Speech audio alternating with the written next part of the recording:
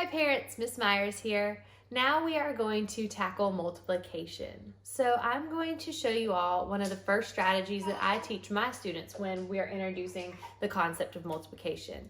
And this strategy is called equal groups. What equal groups does is it gives students a visual representation of what they're actually doing when they're multiplying. I like to encourage my students to think of multiplication problems instead of saying 9 times 17. We now refer to it as 9 groups of 17 items. So that is like a sentence for students to read. We have 9 groups of 17 items. So each group will have 17 items in them. So we will draw our 9 groups by simply making circles.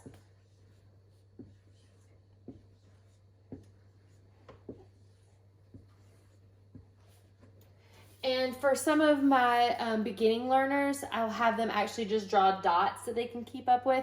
But when we get into bigger numbers, like double-digit numbers such as 17, I try to encourage my students to skip count by making 17. So if I were taking the number 17, I would ask my students, how can we make 17 in an easy way to skip count? The best answer here would be for them to do a 10, a 5, and a 2. 10s are easy to skip count by, 5s are easy to skip count by, and 2s are also easy to skip count by. And we've got the combined total of 17. So students would then place a 10, a 5, and a 2 into each of their equal groups. And while this is time consuming, you can see that the student has a good visual representation of what the multiplication problem truly does represent.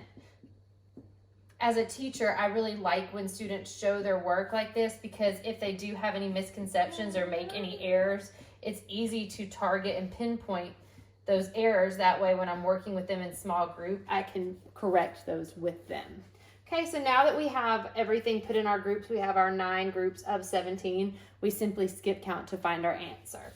So I would start with my largest number, so 10, 20, 30, 40, 50, 60, 70, 80, 90, and I would record that off to the side. 5, 10, 15, 20, 25, 30, 35, 40, 45. 2, 4, 6, 8, 10, 12, 14, 16, 18. And then students would just combine these amounts to get their total. So 5 plus 8, 13. And then we have 153.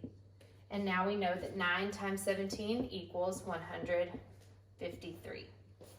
Obviously, I chose to start with a larger number, but if you want to model this with your student and try it with something smaller, like 3 times 4, which would be 3 groups of 4, I think it would be a great place for you all to start. If you have any questions, please comment. Thanks. Bye.